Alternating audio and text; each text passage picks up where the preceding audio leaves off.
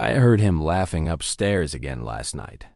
The same deep, rumbling laugh that once made me trust him with everything, including my wife. Now that laugh haunts me through the floorboards of the home we share, like a taunt from beyond the grave. Not his grave, hers. For almost a year, I've been living beneath the man who killed my wife. And today, I finally found proof. They say the first year after losing your spouse is the hardest. The empty side of the bed. The single coffee mug in the sink. The deafening silence. What they don't tell you is how much worse it gets when you discover her death wasn't an accident at all. My name is Daniel Reeves. 30 months ago, my wife Catherine fell from our second-story balcony during a rainstorm. The police called it a tragic accident, slippery tiles, poor visibility, bad luck. I called it the end of my world. The only thing that kept me functioning through those first brutal months was Marcus, my best friend since college. He'd moved into our upstairs guest suite 6 months before the accident, after his divorce. Catherine had insisted, family helps family, she'd said, squeezing my hand. Marcus was as devastated as I was when she died. He brought me food, forced me to shower, and handled the funeral arrangements when I couldn't get out of bed. I'm not going anywhere, brother, he promised at the cemetery, his arm around my shoulders as they lowered her casket. Whatever you need. What I needed was Catherine back. What I got was a sympathetic roommate who refused my attempts to return his rent money and who crept around the house like it was made of glass. The perfect friend. Until last week, when everything changed. I was clearing out Catherine's closet, a task I'd been avoiding when I found her old iPad wedged between sweaters. The battery was dead, but charged right up when I plugged it in.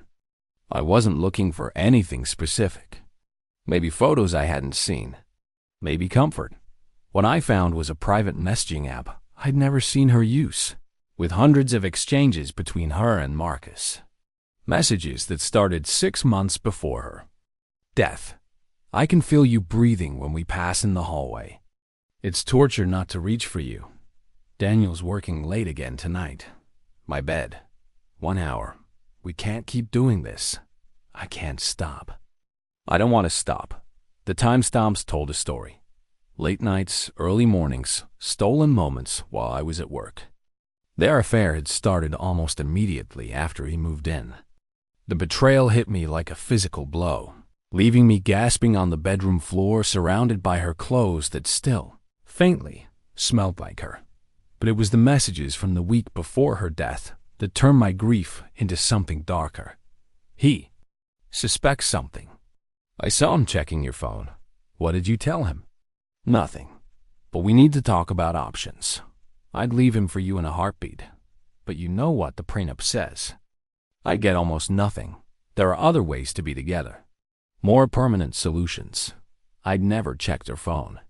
Never suspected a thing. They were paranoid, seeing ghosts where there were none. But that paranoia had led them to contemplate permanent solutions. The last message, sent the morning of the day she died, was from Marcus. The balcony rail. Tonight, we only need a moment alone with it. One accident, then freedom. Trust me. The iPad slipped from my numb fingers. I remembered the loose balcony railing that the police had documented after her fall. How Marcus had insisted on fixing it himself the very next day.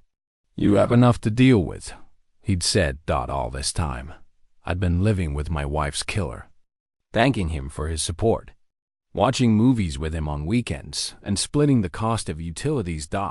And he had no idea I knew. I picked up the iPad again, my hands shaking with rage that threatened to consume me whole. But something cold and calculating was taking root beneath the anger. Marcus would pay for what he'd done, but not quickly and not easily. The police wouldn't help me. The case was closed. And these messages weren't definitive proof. They just see a grieving widower looking for someone to blame. No, this would have to be handled personally. I scrolled through more messages, meticulously documenting everything with my phone camera. Then I carefully put the iPad back exactly where I'd found it and closed the closet door. That night, I heard Marcus moving around upstairs. His footsteps traced the path from his bedroom to the kitchen above, and I imagined him there, confident in his perfect crime, maybe even congratulating himself on being such a supportive friend. I poured myself 3 fingers of whiskey and raised my glass toward the ceiling. "Sleep well, old friend," I whispered, "while you still can. Revenge requires patience."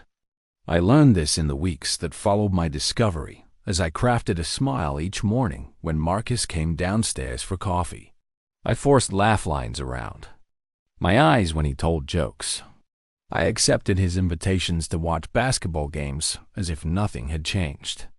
"You're looking better," he told me one evening in April, as spring rained so much like the night Catherine died lashed against the windows.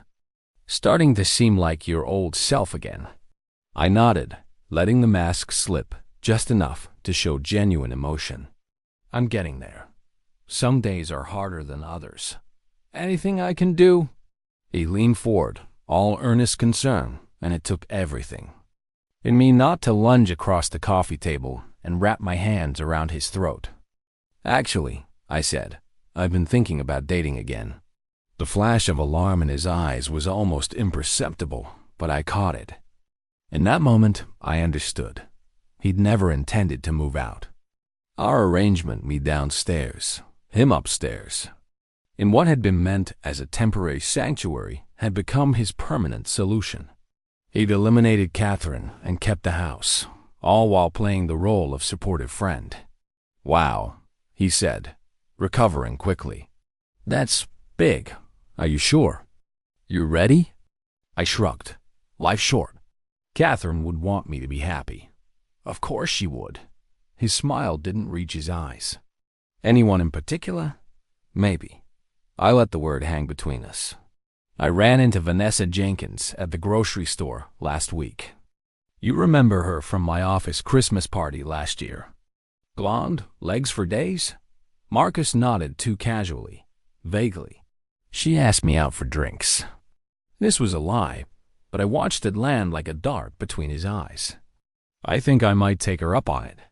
"Good for you," he said, then drained his beer in one long swallow. "Hey, while we're talking about changes, I was thinking, if you're ready to move on, maybe it's time I start looking for my own place." It was my turn to feign surprise. "You know you don't have to do that. This arrangement works for both of us." "I appreciate that, but seriously, Marcus, after everything you've done for me this year, stay as long as you want." I smiled, showing teeth. "You're practically family." That night, I heard him pacing above my bedroom until almost 3 in the morning. The floorboards creaked with his anxiety, and each footstep fed my growing sense of power. He was afraid not of being caught, necessarily, but of losing his comfortable situation, his free ride. The house that should have been Catherine's and mine alone. I pulled Catherine's iPad from its hiding place and read through their messages again, focusing on the ones from the early days of their affair. They'd been passionate, reckless. There were even photos, intimate ones that turned my stomach, but which I forced myself to study. Knowledge was power, and I needed every advantage stop between the messages and photos. I learned things about my wife I'd never known. How she liked to be touched, what made her beg, the secret fantasies she'd never shared with me, but had eagerly described to him. It was like discovering a stranger had been living in my home, wearing my wife's face. The grief and rage twisted together inside me until I could no longer separate them.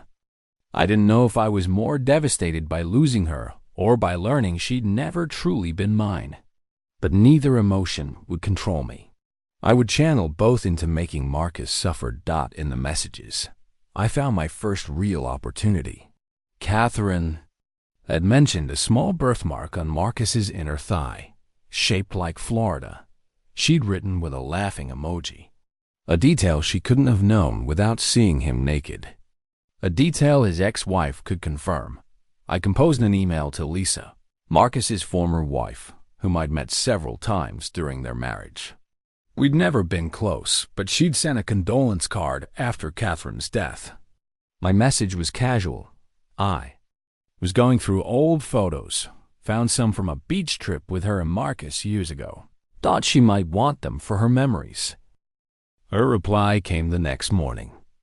She'd be happy to meet for coffee. 2 days later, we sat across from each other at a quiet cafe downtown. Lisa looked better than during her marriage. Divorce suited her. "It's good to see you, Daniel," she said, stirring her latte. "How are you holding up?" "Day by day," I said, which had become my standard response. "Thanks for meeting me." I handed her an envelope with the promised photos, which I'd actually dug out of storage. She flipped through them, smiling nostalgically. "God, look how young we all were," she said. "This was Myrtle Beach, right? That summer Marcus got so sunburned he couldn't sit down for 3 days?" I nodded, remembering the trip. How Catherine had rubbed aloe on my own sunburned shoulders each night. How Marcus and Lisa had seemed happy then, holding hands as we walked along the shore, before everything went to hell. "Lisa," I said carefully, "can I ask you something personal about Marcus?" Her smile faded. "What about him? Has he been in touch since Catherine died?" She set down the photos. "A few texts. Why?" I hesitated, playing the part of the uncomfortable friend. "This is awkward, but did Marcus ever cheat on you?" Her face hardened instantly. "What has he told you?" "Nothing," I said quickly. "It's just something Catherine said once before she died. About him having a history." Lisa's laugh was bitter. "A history. That's one way to put it." She leaned forward. "Marcus cheated on me with at least 3 women that I know of. It's why I finally left." "I'm sorry," I said. "I didn't know." "Why are you asking about this now?" I looked down at my coffee, letting her see genuine emotion. "He's still living in our house, upstairs. It was supposed to be temporary, but it's been over a year now, and lately I've been noticing things." "Like what?" Her voice had an edge now. "Like him mentioning Catherine a lot. Little stories about conversations they had that I wasn't part of. And I let my voice trail off. Found what, Daniel?" "Her iPad, with messages between them, and pictures." I met her eyes. Explicit ones. Lisa didn't look surprised, just tired. "Before or after she died?" "Before, for months before." She reached across the table and squeezed my hand. "I'm so sorry, Daniel, but I'm not shocked. Marcus always wanted what wasn't his." "There's more," I said. "Messages about the night she died, about making it look like an accident." Her hand withdrew sharply. "Are you saying I think so, but I can't prove it." "Have you gone to the police?" I shook my head. "The case is closed. It's just text messages, nothing definitive. And honestly, I'm afraid of what he might do if he knows I suspect him." "What are you going to do?" I let my shoulders slump. "I don't know. I just ... I needed to talk to someone who knows him, who might understand." Lisa was quiet for a long moment. When she spoke again, her voice had changed, hardened. "The Florida birthmark. That's how you know the pictures are real?" I nodded, watching her face. "Did you know he took out a life insurance policy on me 6 months before I left him?" She smiled thinly at my startled expression. "Oh, yes. I found the paperwork while looking for our tax returns. $500,000 if I died accidentally. When I confronted him, he said it was just financial planning. 2 weeks later, our brake lines were mysteriously cut. My blood ran cold. Were you hurt?" "Luckily, I discovered it in the driveway when the pedal felt soft. Mechanics said it was deliberately done." She tapped her fingernails against her coffee cup. "There was no proof it was Marcus, of course." But I moved out that day and filed for divorce the next morning. Did you tell the police? Of course. They questioned him, but he had an alibi. He was at work when it would have happened. Nothing came of it. She fixed me with a steady gaze. Daniel, if what you're saying is true, you need to get away from him. He's dangerous. I know, I said. But I can't just leave. That house, it's all I have left of Catherine. Even with what I know now. Lisa studied me, then reached into her purse and wrote something on a napkin. This is my personal number. Call me anytime, day or night. And Daniel? Her eyes were steely. Be careful. Marcus doesn't lose gracefully. I folded the napkin and tucked it into my pocket. Thank you. And Lisa? Don't contact Marcus about this. Please. I need to handle this my way. She nodded. My lips are sealed, but whatever you're planning, make it stick. As we parted ways outside the cafe, she hugged me tightly and whispered in my ear, check your brake lines every morning. That night, Marcus suggested we grill steaks on the back deck. The same deck connected to the balcony where Catherine had fallen. His audacity was breathtaking. Great idea, I said. I've got a bottle of Cab I've been saving for a special occasion. What's the occasion? He asked, arranging charcoal in the grill. I shrugged. Life, survival. Take your pick. We ate as the sun set, casting long shadows across the yard. The wine loosened both our tongues. I let him think I was drunker than I was, slurring my words slightly, getting nostalgic. Remember when we met, that physics class freshman year? Marcus laughed. You were so hungover you threw up in your backpack. And you gave me your notes after. I raised my glass. Friendship born in vomit. Poetic. To unlikely beginnings, he toasted, then hesitated. Daniel, about what you said the other night about dating again. I think it's great, really. Yeah? I poured more wine, deliberately overfilling his glass. I thought you seemed weird about it. No, it just surprised me, that's all. Why? It's been over a year. He swirled his wine, not meeting my eyes. I guess I just ... I know how much you loved Catherine. How perfect you two were together. Perfect, I repeated, letting bitterness seep into my tone. Nobody's perfect, Marcus. You guys were close, though. I looked directly at him. Were we?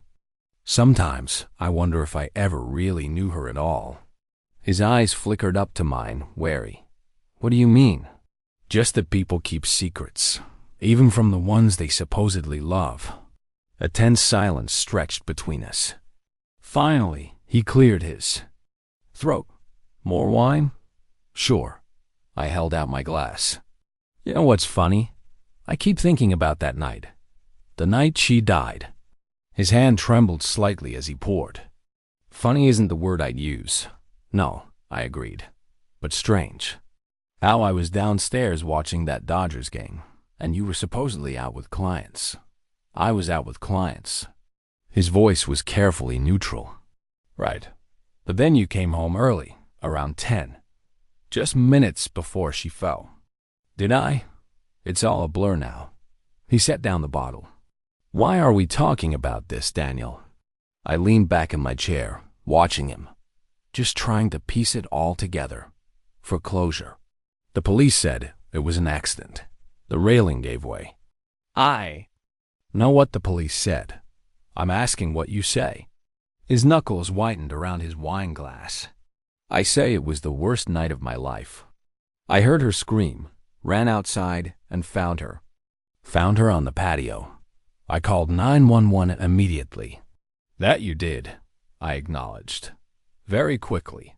What are you implying? I smiled, all teeth. Nothing at all, old friend. Just reminiscing. Later, as we cleared the dishes, I intentionally dropped a wine glass, sending shards of crystal across the kitchen floor. Shit. Sorry, I mumbled, maintaining my drunk act. I'll clean it up. I've got it, Marcus insisted, reaching for the broom.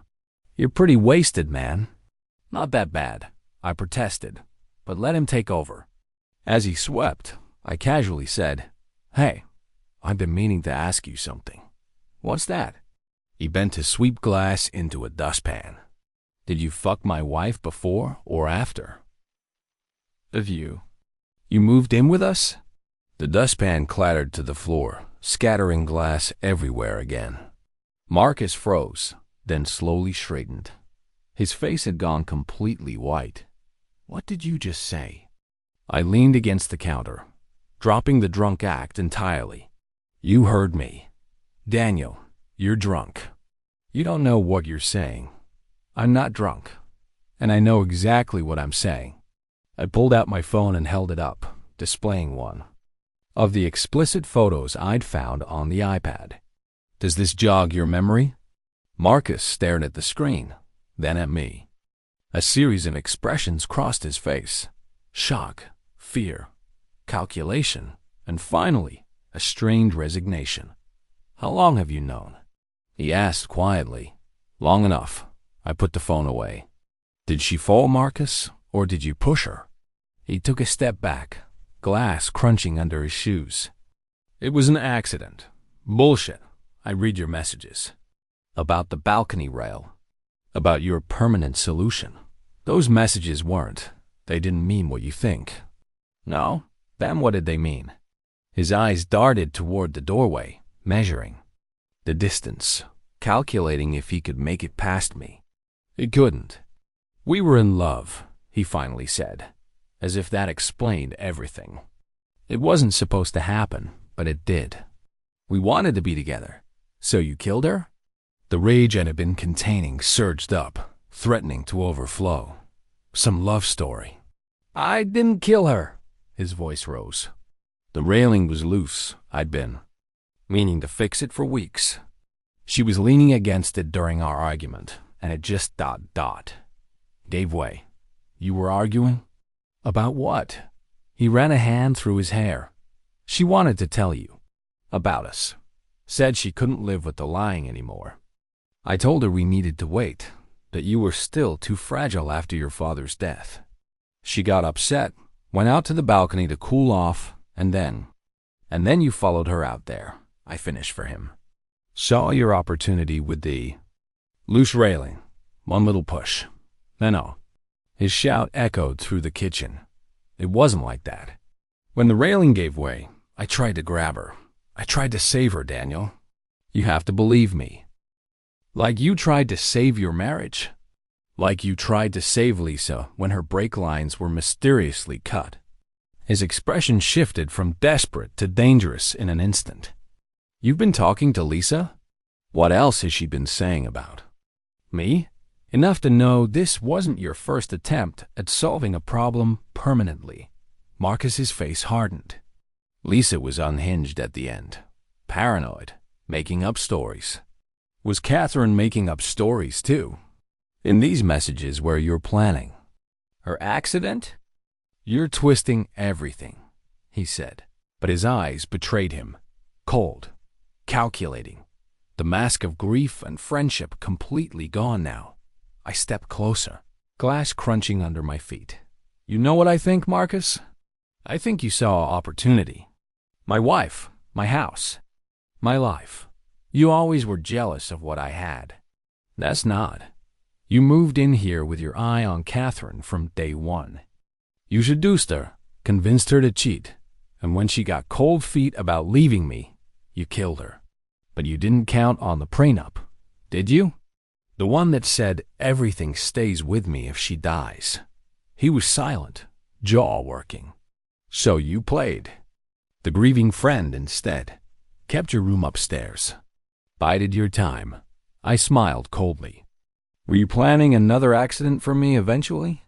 You're insane, he whispered, but there was no conviction behind it. Maybe, but I'm not the one who's going to jail. His eyes narrowed. You don't have proof. Those messages aren't enough. The messages, the photos, Lisa's testimony about your history, the insurance policy you took out on Catherine 3 months before she died. Oh, you didn't know I found that, did you? and the new evidence the police are going to find when they reopen the case. Panic flashed across his face. What new evidence?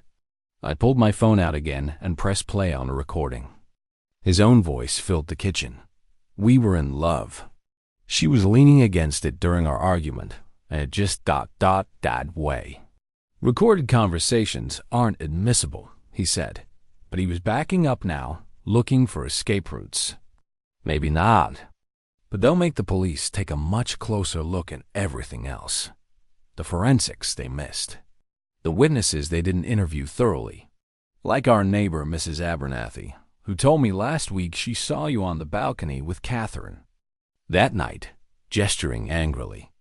This was a lie. Mrs. Abernathy was practically blind and had been watching television with the volume blasting that night. But Marcus wouldn't know that his face drained of color. You're bluffing. Try me. I stepped toward him. You took everything from me, Marcus. Everything.